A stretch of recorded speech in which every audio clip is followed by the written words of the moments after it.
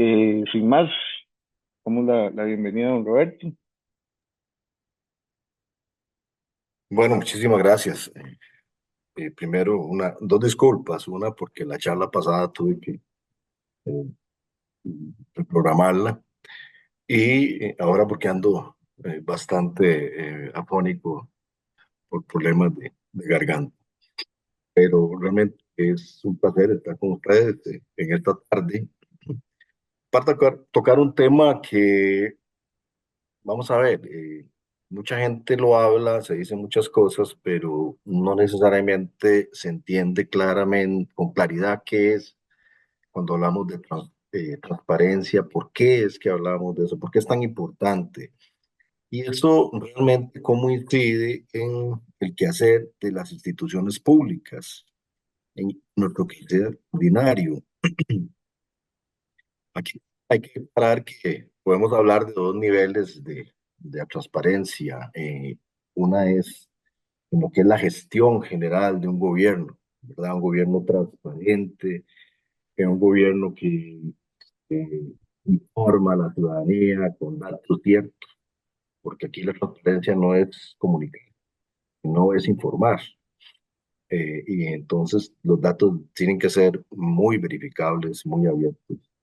Entonces, hay una transparencia que es gubernamental, que es política, pero también hay una transparencia que es más ubicada en las instituciones, entendiendo instituciones por las organizaciones que conforman el aparato público.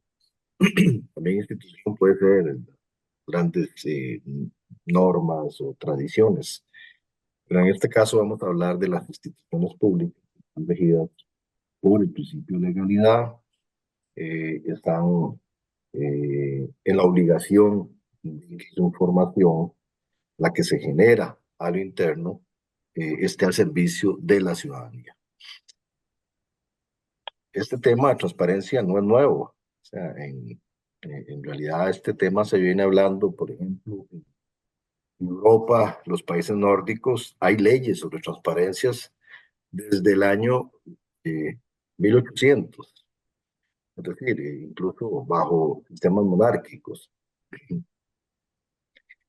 Ahora vamos a hablar de transparencia, pero unido a otros conceptos que van a dar forma a lo que hoy conocemos como gobierno abierto. Entonces, para iniciar, en primer lugar, hay que entender que la transparencia está en función de la relación que existe entre la sociedad, el Estado y la forma de gobierno, que en nuestro caso es la democracia. Se puede hablar de transparencia cuando tenemos una sociedad democrática, una institucionalidad democrática, perdón. Este, es muy difícil de hablar de gobierno abierto, Estado abierto, de transparencia, rendición de cuentas, etcétera, cuando no existe una sociedad democrática. Entonces, tocando la pirámide más democrática, una sociedad democrática tiene por lo menos tres grandes elementos, lo que son, pues, digamos, una base jurídica donde las personas tienen derechos civiles y políticos, es decir, todos tienen el potencial de ser elegidos o de elegir a quienes van a hacer el ejercicio del poder en esa sociedad. Entonces, en una sociedad democrática sí se consolidan esos derechos civiles y políticos, eh, y se respetan y se fomentan. También otra manifestación de una sociedad democrática son las elecciones limpias, abiertas, de calidad, es decir, hay condiciones para que cada uno realmente pueda emitir su voto y se refleje la opinión personal en esas votaciones. Y otra característica fundamental es que el Estado y el gobierno, que son dos cosas diferentes. El Estado es ese acuerdo social en que en determinado momento pues, las personas de la sociedad han definido cuál va a ser su forma de gobernarse. A veces confundimos Estado con gobierno. Gobierno es quien ejerce esa autoridad durante un ejercicio temporal. Pero cuando estamos hablando aquí de un Estado o gobierno abierto y responsable se refiere a todo el aparato estatal y el ejercicio del gobierno, aparato, que sea un Estado abierto, es decir, que pueda comunicarse con la ciudadanía, pueda expresarse. Y responsables porque es responsable de cumplir las obligaciones de la ley, es decir, está bajo el imperio de la ley. Sin embargo, vivimos tiempos complicados. Actualmente se habla de que tenemos una doble crisis de legitimidad del ejercicio de la acción estatal. Y lo vemos cada día, no solo en Costa Rica, sino en muchos países de América Latina, en el mundo, donde esas sociedades democráticas tienen problemas de legitimidad. Legitimidad en dos sentidos: de que las personas de la sociedad consideren y sientan y perciban que el sistema político los representa. Entonces se habla de una crisis de representatividad del interés común. O sea, hasta dónde nosotros creemos que el aparato político, llámese gobierno, llámese diputados, llámese quienes ejercen las funciones de las instituciones públicas, el liderazgo, realmente representan el interés común y no a intereses particulares. Entonces, hay una crisis en ese sentido de credibilidad. Por otro lado, también hay una crisis de efectividad de la administración pública. La administración pública, cuando hablamos de efectividad, se refiere a tres conceptos: que lo que haga sea pertinente. Pertinente significa que la acción del Estado debe crear valor público, entendiendo ese valor público como la atención de las necesidades de la sociedad, de la comunidad, de las personas de la comunidad. Entonces, la pertinencia significa que constantemente el Estado debe estarse repensando, o el aparato público, si realmente estamos llenando las necesidades o hay que ajustarse para lograrlo. Lo otro es la eficacia, es la medida en que logramos generar valor público, o sea, los servicios que estamos prestando, las obligaciones se están realizando, llegamos a la gente que tenemos que llegar, se llega en la cantidad y en la calidad suficiente a las personas. Y la otra es la eficiencia, es decir, estamos haciendo estamos haciendo lo que debemos hacer de la mejor manera posible, y eso es, la eficiencia es si estamos usando los recursos de la mejor manera. Hay una crisis de efectividad porque también se manifiesta la no credibilidad de la gente, tanto en la pertinencia como en la eficacia y la eficiencia. Esto incide directamente en la confianza que tienen los ciudadanos y las ciudadanas en la institucionalidad democrática. Entonces, hablamos de que se está generando desde hace varias décadas atrás, un par de décadas, sobre todo una crisis de credibilidad y confianza en las personas de la sociedad. Esto nos ha llevado, como dice Subirats, que ya desde 1996 nos decía que era necesario fortalecer el nivel de desarrollo democrático de la sociedad, porque el principal problema que se genera es la pérdida de legitimidad social, que cuando se da cabida a formas autoritarias o propuestas populistas. Si la institucionalidad mm, no logra esa credibilidad en su accionar, surgen las propuestas populistas, y que la estamos viviendo hoy día a todo lo largo y ancho de nuestro hemisferio, fuera de él, pero muy cercano a nosotros, y vemos eh, una propuesta autoritaria en el gobierno actual, por ejemplo. Ahora, esto nos lleva a pensar que esa crisis tenemos que resolverla. Ahora, ¿cuáles son las propuestas? ¿Cómo podemos hacer? Bueno, aquí eh, nos lleva también a revisar cuál ha sido la evolución de lo que llamamos la gestión de lo público. Lo público entendido como el bien común, o sea, las cosas que hacemos para lograr el bien común. En ese sentido, hemos pasado por varios modelos y de lo que podríamos hablar de la gestión de lo público. Teníamos desde los anterior, digamos, a la época de la institucionalidad pública, cuando existían los reyes soberanos, que la administración pública estaba orientada a atender lo que era la hacienda del rey.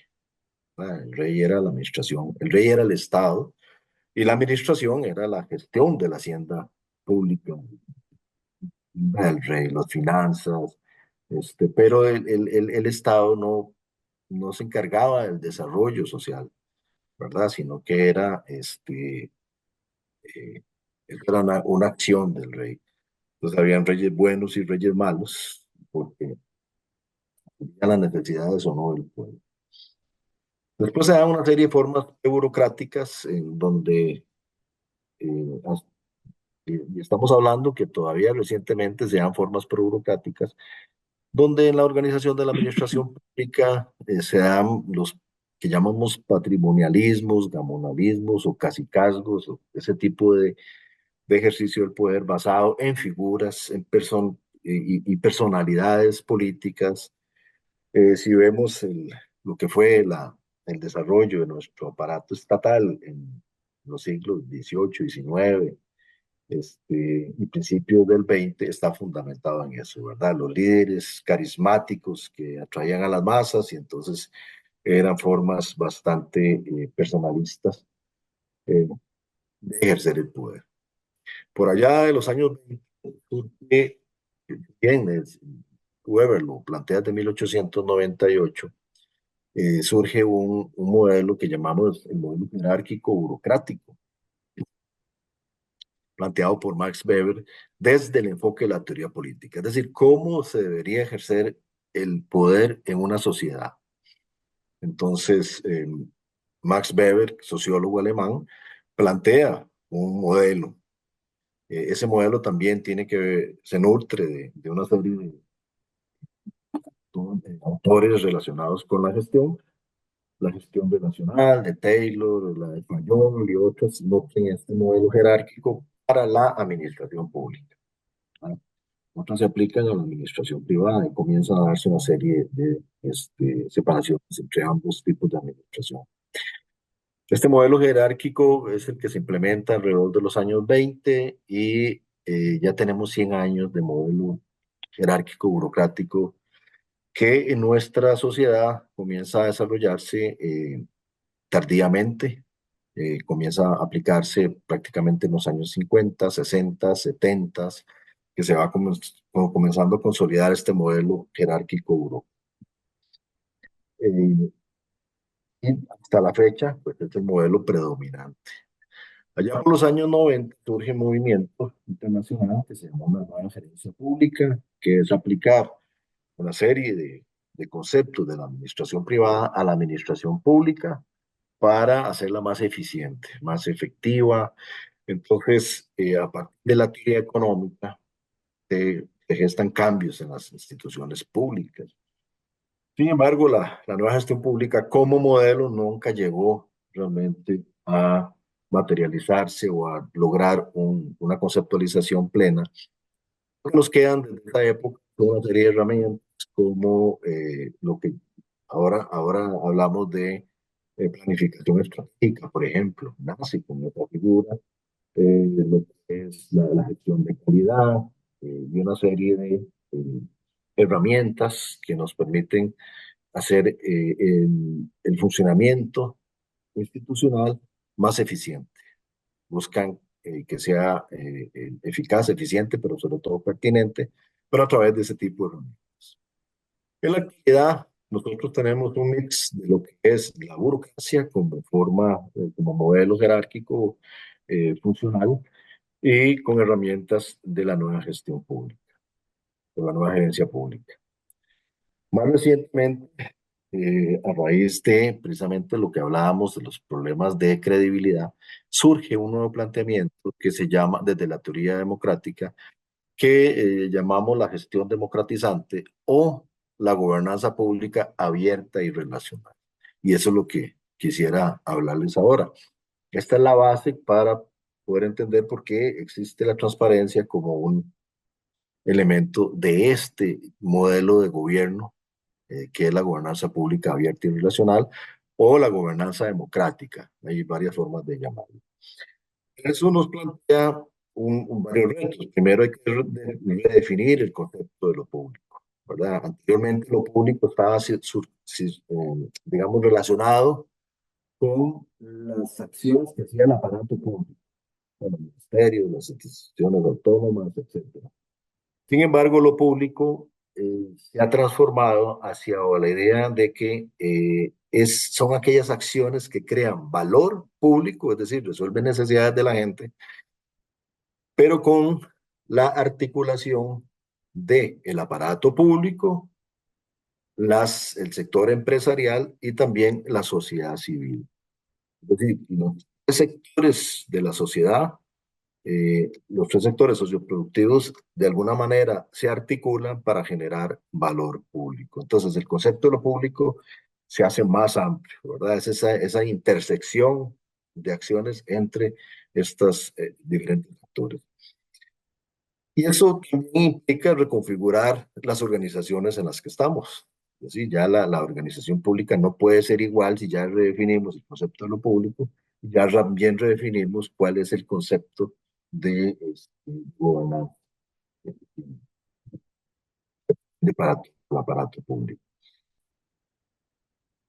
Eso nos lleva a decir, bueno, ¿y cómo implementamos eso? ¿Cómo hacemos que eso funcione y cómo se construyen esquemas de cambio en las instituciones para ir hacia esa forma de gobernanza pública abierta y relacional?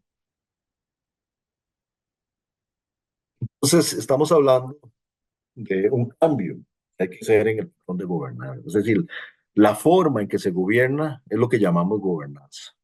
Es decir, la gobernanza no es la estructura, sino la manera. ¿Cuál es el- el- el- la acción? ¿Verdad? ¿Cómo se realiza esa gobernanza dado una estructura de gobierno? Cuando hablamos de estructura de gobierno, estamos hablando de que nuestro gobierno es republicano, está dividido, ¿verdad? En tres poderes, que en realidad el poder lo ejerce el pueblo, como dice el artículo 11 el artículo 9 de la Constitución Política, y tiene una serie de elementos, ¿verdad?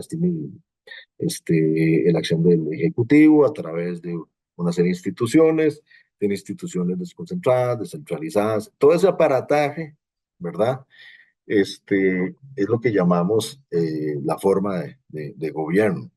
Sin embargo, gobernanza es la manera, la dinámica en que se realiza esa forma de gobernar, ¿verdad? Entonces, entendiendo eso, eh, un gobierno abierto y relacional es una nueva forma del ejercicio del gobierno y una nueva forma para mejorar la gestión de lo público. Entonces, va aterrizando más a la parte operacional. Y bueno, pero implica el replanteamiento entonces de la relación Estado, gobierno y sociedad, ¿verdad? O sea, esa relación va a cambiar en el sentido de que ya ahora el aparato público no necesariamente es el gobernante y la sociedad el gobernado, o las personas gobernadas, los súbditos del aparato público, sino que implica cambiar la forma en que se ve esa relación en ámbitos políticos, institucional, cultural, organizativo, tecnológico, etcétera, etcétera, para que la dinámica sea diferente y se logre tener una confianza recíproca, para que la ciudadanía confíe en el Estado y el Estado a su vez en la ciudadanía. Para esa confianza y legitimidad, básicamente se habla de cuatro pilares. La transparencia y el acceso a la información pública es la primera, es el primer de esos pilares. Luego, la rendición de cuentas públicas. La otra es la participación ciudadana, es decir, que la ciudadanía participe sobre todo en la definición de políticas públicas, en la conducción de hacia dónde debe ir, digamos, no solo las políticas, sino las estrategias y las acciones de los diferentes instituciones, ¿verdad? Eso es lo que llamamos participación ciudadana. Para hacer participación realmente efectiva, la ciudadanía tiene que tener transparencia, tiene que tener acceso a la información y debe también saber rendir cuentas, porque rendir cuentas no es que el aparato público le dice a la gente qué está haciendo, no, es que la gente sepa qué es lo que está haciendo el aparato público y pide cuentas de lo que está haciendo y de lo que no está haciendo. Y después el otro pilar es la colaboración para la innovación, es decir, cómo ya se interviene desde diferentes actores de la sociedad, pues en grupos, asociaciones, organizaciones, individuos, en el diseño, en el mejoramiento de los procesos de las instituciones. ¿Verdad? Entonces, digamos que esos pilares son los que están presentes como líneas de acción para eh, implementar lo que es la gobernanza abierta y relacional. Hay que entender que es una nueva forma de gestionar lo público que implica una reforma política donde se entiende que el ciudadano, la persona ciudadana es una, un actor político, una actora política. O sea, no es un receptor pasivo, tampoco es un cliente. ¿Verdad? Hemos defendido mucho el concepto de cliente. Bueno, va más allá. La persona ciudadana va más allá de un cliente que recibe servicios y puede mostrarse satisfecho o insatisfecho. No, es una persona que además es el dueño, ¿verdad? Es el dueño de la institución que le está prestando los servicios, pero además tiene la posibilidad de participar y valorar y intervenir también en el diseño de esos servicios. Entonces va más allá de un cliente. Este concepto es muy importante. El artículo, como le dije, el artículo 9 de la Constitución dice el gobierno lo ejerce el pueblo a través de una serie de instituciones. Eso implica un reequilibrio del poder, es decir, la participación de la ciudadanía en el ejercicio del poder público, eh, ya no solo cuando se vota, no solo cada 4 años, sino a lo largo de los procesos de gestión, esa participación en políticas públicas, identificación de necesidades, mejora de procesos, la evaluación de resultados, permite democracia, fomenta una mayor democracia. Y obviamente eso tiene una implicación en un mejor control social y más eficiencia en la administración. Por lo menos en la teoría eso es lo que busca este nuevo modelo de gobernanza abierto y relacional. Ahora, estos conceptos en realidad no son nuevos, todos estos conceptos se vienen manejando desde que existe la teoría de la administración. Hay que hacer referencia a que la administración pública como tal comienza a hablarse como la conocemos desde 1815 con el gobierno de Napoleón. ¿Por qué? Porque en Napoleón a la fuerza eh, obliga a todas las repúblicas europeas manejadas por monarquías, dirigidas por monarquías, a repensar en gobiernos republicanos, ¿verdad? Ese fue el gran papel de Napoleón de, tal vez no estemos de acuerdo, pero usando la guerra, digamos, eh, obligó a las naciones a pensar en el concepto de republicanismo. ¿Sí? Las sociedades son ciudadanos y ciudadanas que tienen el derecho de elegir y ser electos y el gobierno se ejerce por esos ciudadanos, y que fueran monarquías que eran escogidas por Dios, ¿verdad? ¿Verdad? Sino que por el pueblo. Los principios republicanos están presentes cuando hablamos de transparencia, colaboración, participación. En realidad, esto se logra articular como un modelo por allá del 2009, en el gobierno de Barack Obama, surge ya un planteamiento de lo que se llamó gobierno abierto, ¿verdad? Y entonces él emite un memorando para que estos tres ejes no de manera individual, sino de manera conjunta, articulada, pudieran ser el norte de un modelo de gobierno. Esto va a la par del desarrollo tecnológico. O sea, este gobierno abierto solo se puede hacer a través del desarrollo de la tecnología. Este, es muy difícil hacerlo. No se tienen los modelos tenemos ahora de sistemas de información, acceso a la información, de redes. Entonces, ese desarrollo tecnológico propició que se pudiera implementar esta estrategia. En el 2011, la Asamblea General de la ONU recoge una propuesta de 8 países para formar lo que se llama la Organización de Gobierno Abierto Internacional. Costa Rica se incorpora a esta organización en el 2012, ¿verdad? Y ya, bueno, ya tenemos datos de 2019, no ha crecido mucho más, donde pues muchos países se han adherido a los principios de gobierno abierto y han formalizado acuerdos formales, ¿verdad? Para la adopción de gobierno abierto. Costa Rica lo ha hecho. Sin embargo, los diferentes gobiernos han desarrollado más o menos los principios de gobierno abierto en el país. Es importante, perdón, que me devuelva. El gobierno abierto se basa en arquitecturas abiertas, arquitecturas en el sentido de estructuras informáticas, tecnología y el concepto de datos abiertos, que ahora vamos a hablar de eso. Ahora, cuando hablamos de gobierno abierto, pues lo que les explicaba, ¿verdad? La transparencia es uno de los elementos de gobierno abierto, ¿verdad? La transparencia, el acceso a la información pública es la base del gobierno abierto. Hay que pensar que tiene sentido esa transparencia en la medida que lleva a la participación y a la colaboración o a la co-creación, ¿verdad? Ahora, la transparencia, entrando ya más en detalle, proporciona información abierta, que tiene que ser comprensiva, debe ser entendible, debe ser puntual, debe estar disponible libremente al público y tiene que establecerse de acuerdo con una serie de estándares de bases digamos, de datos abiertos, ¿verdad?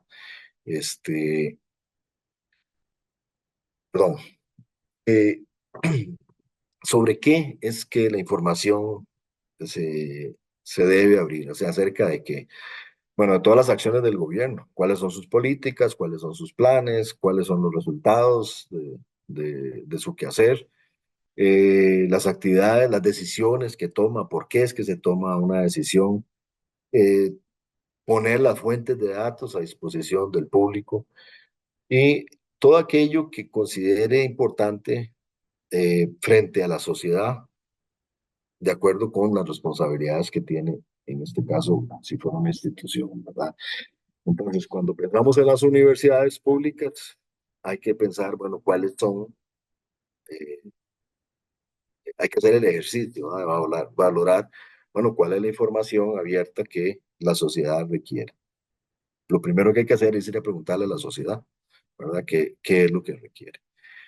La administración también debe dar el acceso a la información, es decir, debe proporcionar los medios para que la información realmente pueda tener esa información de manera legible, de manera directa, sencilla, clara, ¿verdad? Eh, y debe estar abierta a que los ciudadanos hagan control, ¿verdad? De la acción de gobierno y que nos permita realmente, perdón, nos permita presentar que sí estamos creando valor público o que no estamos creando valor público. Sí, la sociedad debe valorar cuál es nuestro nivel de creación de valor público. Y la administración debe fomentar entonces la rendición de cuentas, ¿verdad? De manera sistemática. Cuando hablamos de rendición de cuentas no son informes, son espacios donde la ciudadanía informada pueda establecer la agenda. O sea, la agenda de la rendición de cuentas no la establece la institución pública, sino que la establece la ciudadanía, ¿verdad? ¿Qué es lo que la ciudadanía requiere? Esto pues obliga también a tener mecanismos, formas, reglas, etcétera, o procedimientos para que podamos establecer la rendición de cuentas. Ahora, la gran pregunta aquí ¿es factible tener una gestión abierta y relacional? Eh, bueno, a partir digamos, de los análisis que hemos hecho en este tema, grupos de investigación, nos dice que el modelo el modelo burocrático es poco propicio para implementar una gestión abierta y relacional. Y ahora vamos a ver por qué. Que lo que se requiere para hacerla factible, es una gestión por eso enfocada hacia resultados que crean valor público, ¿verdad? Entonces, sobre eso es que quisiera comentar en este momento. Vamos a ver. Enfoque tradicional de la administración eh, burocrática, weberiana, es que tenemos una departamentalización funcional, ¿verdad? Y cada uno de estos departamentos tiene su propia planificación, sus objetivos, sus procesos y sus resultados, ¿verdad? Entonces, es un enfoque departamentalizado que no está departamentalizado por procesos, sino por funciones, ¿verdad? Entonces, tenemos recursos humanos, tenemos suministros, tenemos, bueno, ya, digamos, o planificación, etcétera, etcétera. Y cada una de esas áreas de gestión pues, tiene sus procesos, ¿verdad? Pero además tienen sus sistemas de información. Entonces, la dificultad que existe para que un gobierno abierto sea factible, que sea transparente, que lea a los ciudadanos, es que la información va a estar fraccionada en cada uno de esos departamentos. Y la información va a estar organizada de acuerdo a los objetivos de cada uno de sus departamentos, de acuerdo con sus procedimientos, de acuerdo con sus bases de datos, de acuerdo con sus requerimientos funcionales. Entonces, cada uno va a tener un dato en la fecha, en el formato, eh, en los medios que realmente ellos han podido, digamos, realizar. Para poder hablar de una información que le debemos a la sociedad no va a ir a andar buscando los datos, o no les es factible andar buscando los datos departamento por departamento, ¿verdad? Por ejemplo, cuando hablamos de un proceso de compras públicas, ahí intervienen una serie de oficinas. Por ejemplo, en el caso de la Universidad de Costa Rica, tenemos la oficina de suministros, pero no es la única oficina relacionada con el proceso de compra pública, ¿verdad? Sin embargo, ahorita suministros es la persona, vamos a ver, la oficina responsable, tiene sus procedimientos y tiene sus sistemas de información, pero ellos llegan hasta un punto donde se genera una orden de compra y después existen otras oficinas también en ese proceso, pero una compra pública acaba cuando se paga.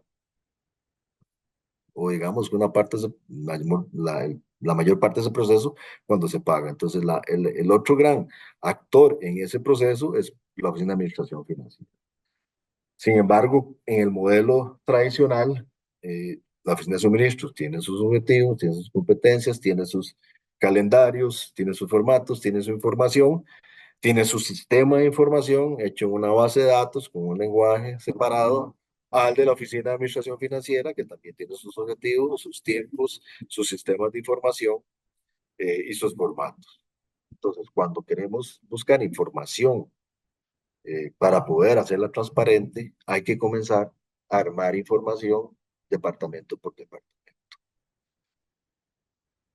Entonces, perdón, el tema aquí es, para poder realmente tener transparencia, necesitamos tener lo que la transparencia pide, ¿verdad? Que son una gestión de datos integrada, necesitamos tener sistemas de información por procesos y bueno, ese es el gran reto del gobierno abierto, ¿verdad? Es decir, pasar una administración funcional en cada nicho, como decía, cada nicho de funcional, ¿verdad? Que tiene sus unidades y en cada una de esas tiene sus procedimientos y cada una tiene sus sistemas de información a una administración por procesos que nos permite ver la, la gestión de manera transversal, ¿verdad? Y que nos permita también el sistemas de información integrados, ¿verdad? Para poder entonces dar información que sea relevante, integrada a la sociedad. De lo contrario, lo que tenemos son informaciones parciales, informaciones que no, digamos, que no le crean valor público a la sociedad. Y ahora que estamos tan cuestionados con este tema del FES, por ejemplo, temas relacionados no sé, con el costo de, de, de cuánto nos cuesta un estudiante, por ejemplo, para poder tener esa información hay que comenzar a navegar por toda la institución, por todos sus departamentos, porque una información, la, por ejemplo, en materia de recursos humanos, la información está distribuida en CLAO, recursos humanos, financiero, las unidades académicas, las vicerrectorías de investigación, docencia, acción social, y así sucesivamente. Entonces, para decir cuánto nos cuesta un estudiante, hay que comenzar a armar información de todas las áreas para poder dar un dato no más exacto posible. Entonces, para no hacerlo muy largo, yo creo que ya estamos finalizando.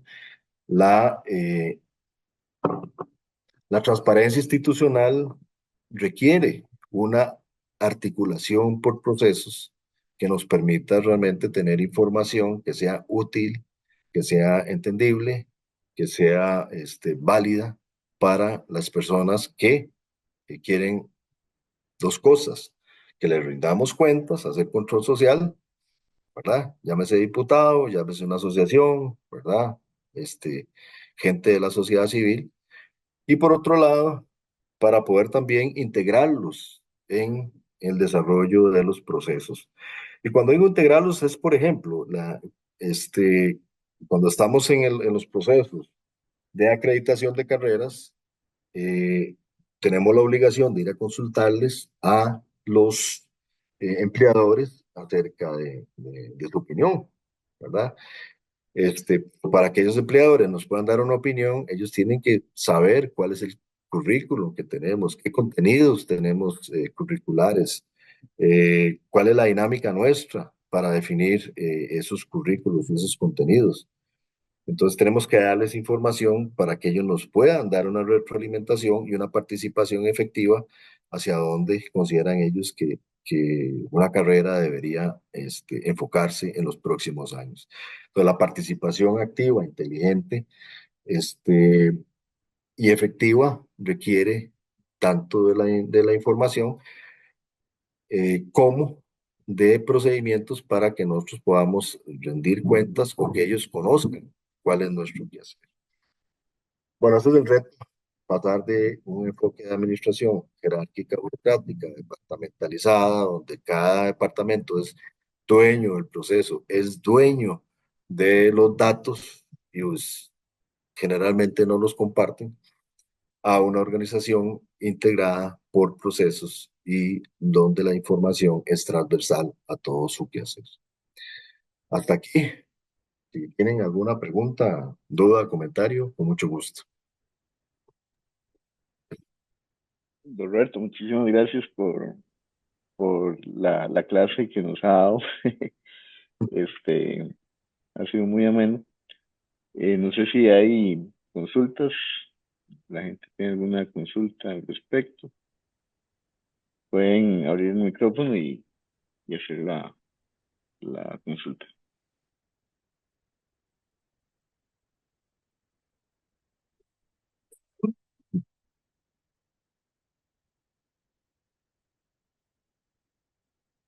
Yo les puedo hacer la pregunta. ¿Ustedes creen factible que en sus instituciones se pueda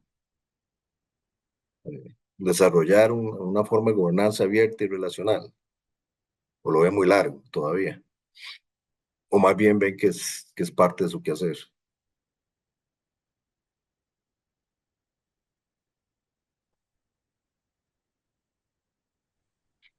Yo tal vez tendría algo que aportar en ese sentido, porque desde la Oficina de Comunicación y desde específicamente la atención de prensa, a nosotros nos cuesta mucho, ¿verdad? Poder dar atención a las gestiones de los diferentes medios de comunicación a la hora que hay que conjuntar datos, ¿verdad? De la institución y hacer ese buceo para la construcción de información a través de todos los sistemas que tienen, de información que tiene la universidad, cuesta muchísimo, ¿verdad? Nos cuesta mucho sostener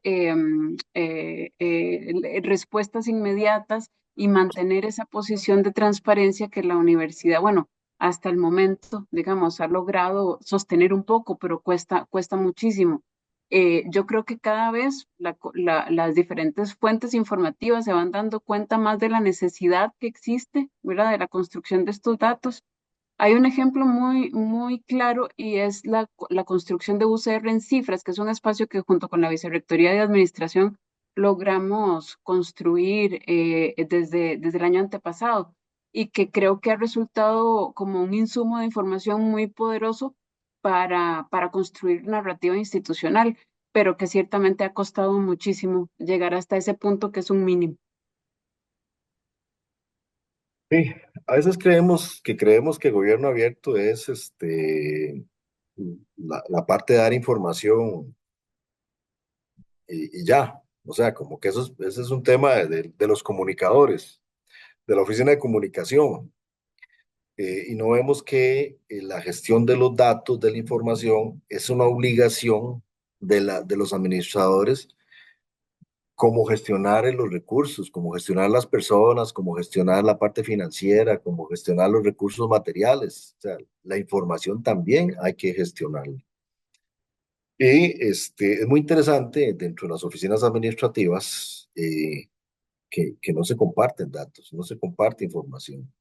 Entonces, cuando uno las pone a trabajar juntas, cuesta mucho al inicio porque no están acostumbradas a rendirse cuentas entre ellas, a darse información entre ellas. Y son un solo sistema, un sistema administrativo, y no se dan ni cuentas, ni información, ni la comparten, y por lo tanto no pueden construir juntos, no pueden mejorar procesos, ¿verdad? Entonces es una desarticulación administrativa, que esa es la parte más grave, porque uno dice, ¿cómo hacemos para que la administración sea eficiente? Si está con ese nivel de desarticulación, es muy difícil ser eficiente. Este, ¿Por qué? Porque el mismo modelo nos vuelve ineficientes, nos lleva a ser ineficientes, aunque las personas queramos ser eficientes, ¿verdad? No hablamos de eficientes, efectivas, ¿verdad? Y es ese modelo que está detrás, que nosotros muchas veces ni siquiera percibimos ni nos damos cuenta de que detrás de la gestión hay un modelo, ¿verdad? Y que ese modelo es el que nos condiciona la forma de trabajar más allá de las personas, ¿verdad? Usted puede poner una persona, poner otra, pero detrás hay un modelo que nos está llevando en una dirección y romperlo es muy difícil.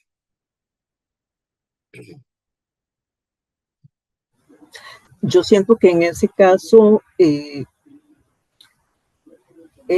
viene de una cultura, una idiosincrasia de que había, bueno, desde la Guerra Fría, ¿verdad? Que todo era así como ultra secreto y todo era confidencial, ¿verdad? Y yo guarde, te des cuenta, ¿verdad? Y llegó a pasarse tanto, fue tanta la psicosis que al final hasta en las mismas áreas se ven como enemigos y no se ven como una misma institución. Como dice usted, primero hay que partir de tener la voluntad de todos identificarse con el tema, el conocimiento, que se establezca un proceso, posteriormente a eso se comunique, se implemente y se respete, porque si no se respeta, igual no se hizo nada. Y, Sí, el detalle es que con las buenas intenciones está lleno el purgatorio, dicen por ahí, ¿verdad? Eh, Muchas personas no tienen el conocimiento y quieren eh, o tienen ¿cómo se llama? Una idea y tal vez no le consultan a la persona, digamos, en este caso, que es la encargada del tema, y se ponen a idear o a formular cosas que no piden lo que es, por ejemplo, la parte de transparencia. Y entonces lo que hace es confundir al público, tanto al interno como al externo. sí. Me va a robar la idea esta, de la Guerra Fría. Eso fue un ambiente que condicionó mucho a la gestión de las democracias. Pero podemos hablar de Guerra Fría al interior de nuestras instituciones, ¿verdad? En el fondo siempre hay una definición ahí de un autor que decía que la administración pública es la materialización o la condensación material de las luchas de poder. Este, Termina siendo un tema de ejercicio del poder. Entonces, la información es poder, la gestión, tener recursos es poder. eh, por lo tanto, eh, ese modelo de siglos, ¿verdad? De lo que está fomentando son esas luchas de poder. Entonces, Game of Thrones, como dirían por ahí, ¿verdad? Juego de Tronos, eh, baturas y los grupos humanos que hay en cada una de esas unidades, porque no se ven parte de un proceso transversal donde todos tenemos la responsabilidad de analizar qué estamos haciendo, de planificar, de organizar, de realizar proyectos conjuntos y hacernos responsables de los resultados en forma conjunta, aunque estemos en unidades separadas, ¿verdad? Pero todos somos responsables de planificar y de los resultados del proceso, ¿verdad? Pero sí es un tema que también es de manejo, de distribución del poder, ¿verdad? Con Juan Diego. Buenas tardes y muchas gracias por la oportunidad, a los compañeros y compañeras que organizaron esta interesante discusión. Ahora que don Roberto pregunta sobre qué tan factible sería implementar este cambio en las organizaciones, se me ocurre que podríamos simplificar la pregunta: ¿qué tan factible sería que nuestras organizaciones, en lugar de una oficina de recursos humanos, otra financiera, otra de compras, etcétera, eh, se puede hacer una sola oficina que haga todo, y que no solamente y que se enfoque en el servicio de manera integrada? Entonces, hago la analogía de qué tan factible es implementar esa planificación integrada, y yo lo veo con esa posibilidad. Qué complicado sería. Yo creo que quizás podríamos estar lejos de poder lograr esa integración, porque no se trata, digamos, todavía, yo lo he dicho en otras ocasiones, la integración de los datos es factible, pero la integración de equipos multidisciplinarios trabajando con un propósito, yo creo que es mucho más difícil. Y para eso tendría que haber un cambio cultural, de mentalidad, de propósitos y de otros sustantivos, ¿verdad? Que, que, que se enfoquen ya más porque el tema, al fin de cuentas, de transparencia es que todos estén apuntados sobre un objetivo y que la gente pueda ver que eso funciona desde afuera y no solamente a través de la presentación de informes y de resultados en gráficos. Pero tratando de responder esta pregunta que hacía don Roberto, yo por lo menos sí veo que tenemos que trabajar en ese rumbo, pero es un trabajo que se me hace que puede ser bastante complejo. Sí, vamos a ver, ahí hay un tema de diseño organizacional, entonces, cómo estructuramos, cómo organizamos nuestras instituciones, que lo tradicional ha sido, hay un problema, creamos una unidad, a la unidad le hacemos procesos y sistemas de información, pero además le ponemos plazas, le ponemos puestos, ¿verdad? Entonces al final del día nuestra estructura de puestos está en función de las cajitas, ¿verdad? Esas cajitas verticales de esos hilos. Y eso se amarra y se consolida y es muy difícil de cambiar.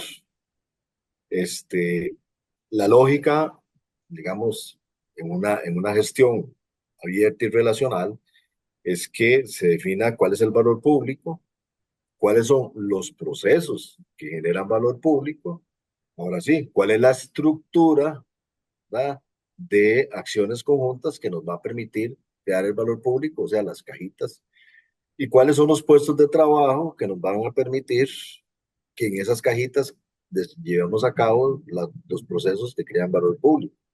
Entonces, es una secuencia diferente, es un orden diferente de cómo tenemos que ir haciendo nuestro diseño organizacional. Hay que hacer un cambio conceptual en la manera en que diseñamos las organizaciones. Pero por otro lado, digamos que esa parte de diseño organizacional es difícil por los reglamentos y todos que tenemos, pero es factible. Por el otro lado, es un cambio cultural, ¿verdad? Eso implica que las personas en su quehacer diario estén pensando de manera articulada, en conjunto, de la corresponsabilidad que tenemos para lograr crear valor público a las personas, a los ciudadanos, ciudadanas que servimos, ¿verdad? Y cómo yo desde mi puesto contribuyo a la creación de ese valor público, cómo desde de mi unidad pues, construyo el valor público y cómo necesito hacerlo de manera conjunta y articulada con las otras unidades.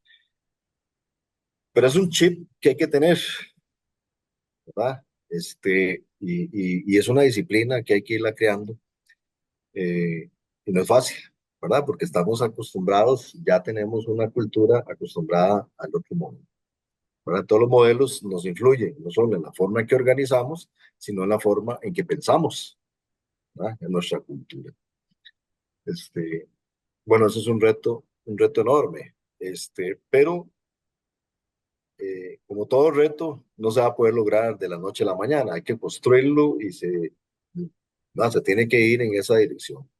Entonces, las instituciones deben ir creando culturas, deben ir creando instrumentos que permitan ir desarrollando este tipo de modelos, ¿verdad?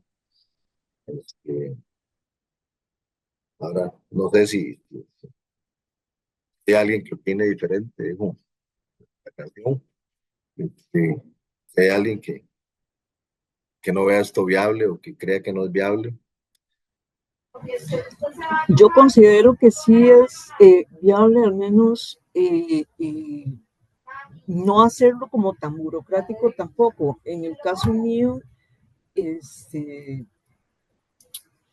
pues no hay un montón de personas que están en el área de transparencia. De hecho, soy solo yo. Nada más. Y lo que se hizo, o sea, yo siento que es como tal vez la manera en que se planificó, se organizó y se ha ido llevando a cabo, pero obvio, nosotros somos mucho menos la planilla, mucho menor la planilla. Lo que se hizo fue por cada área, bueno, se hizo el diagnóstico, todo el asunto, ¿verdad? Para ver qué áreas son las que tenía que proporcionar la información y se nombró un enlace por cada área. Entonces, a esas personas les llega, ahí se recopila y ellos me envían la información.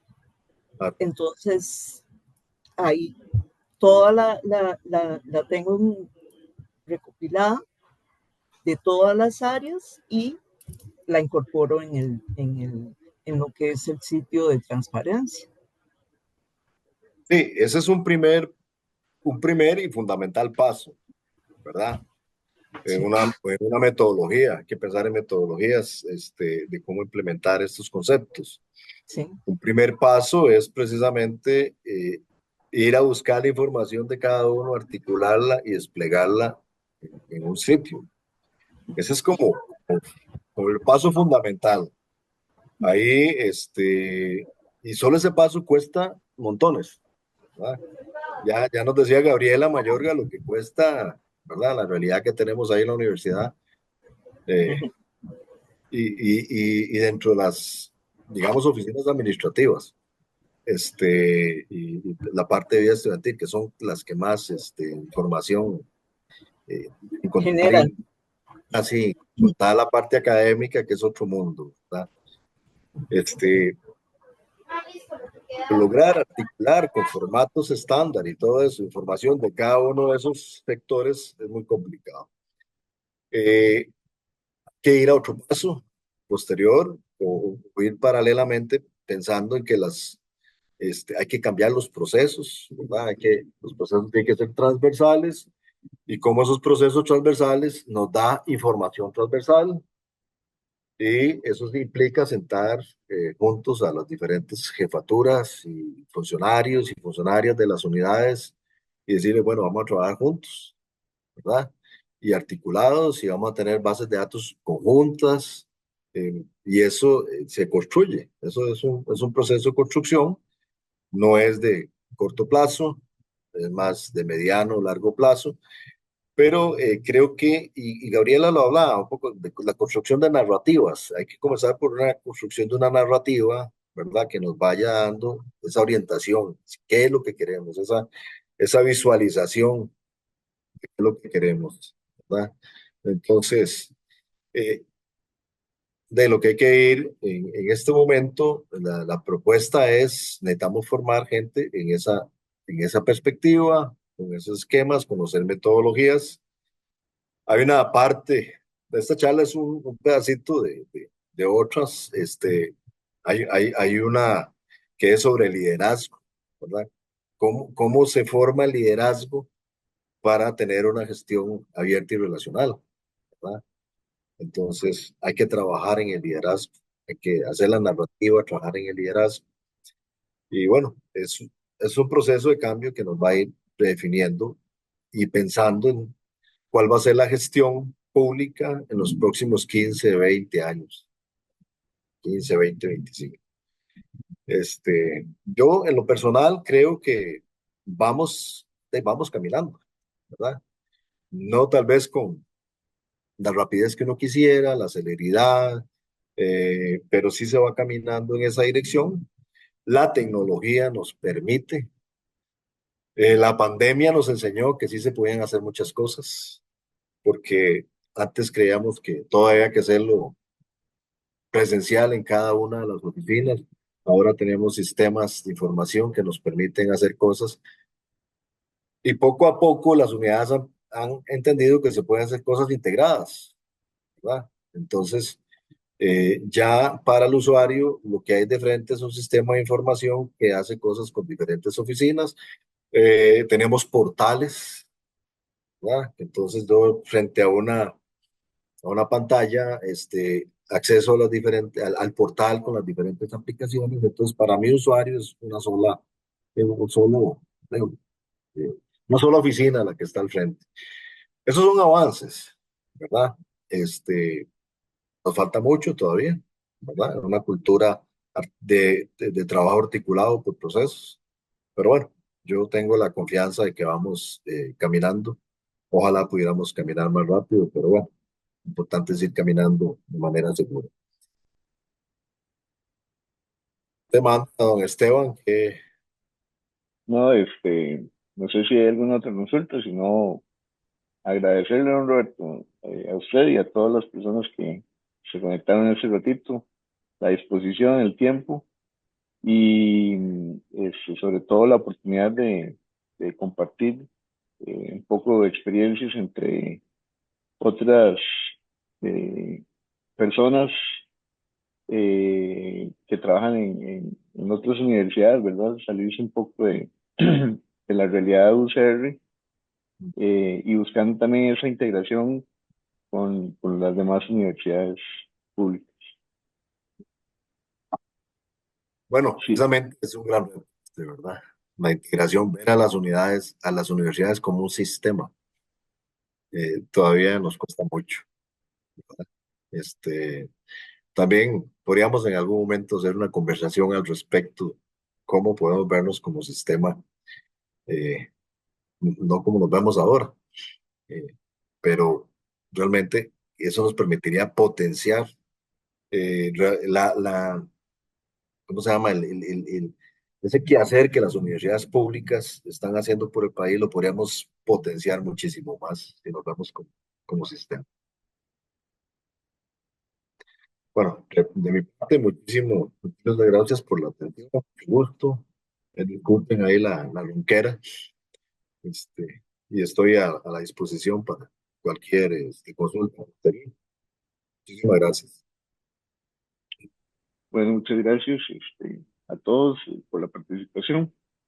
Ojalá ahí en algún momento podamos de nuevo tener alguna conversación al respecto, ¿verdad? Que hay temas ahí que pueden ser abarcados, tocados en otro momento, y cualquier cosa ahí estamos tocándole el codo, el hombro ahí a don Roberto. Muchísimas gracias a Muchísimo gusto. todos, feliz tarde. Bueno, hasta luego. Gracias. Gracias, buenas tardes. Hasta luego. Buenas tardes, muchas gracias. Gracias, buenas tardes. Buenas tardes, hasta luego. Muchas gracias, hasta luego.